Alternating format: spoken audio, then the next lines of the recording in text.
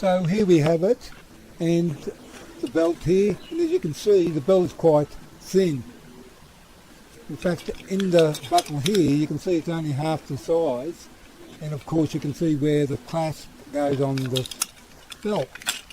And this sometimes happens when there's a little bit more pressure on the belt.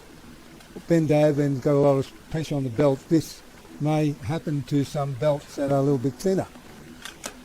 So what we've done, here's one we've done, and same belt, and what we've done, we've folded it over like this and put it in, and we clasp it down like this.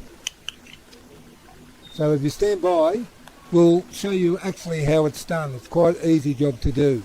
Let's go. So here we are. We've got the clasp here. I'll just put it on the side here near the vise here. And here's the belt. And all we've done is just got a scissors, cut the old bit off. Now we've got a nice clean surface.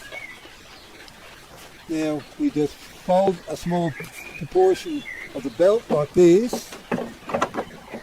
Then you see we put it in a vise, and you close the vise up as tight as you can. Okay, just push it in a little bit, we're just getting out a bit. Now as I said, just push it in, and that would be the size you can put into it.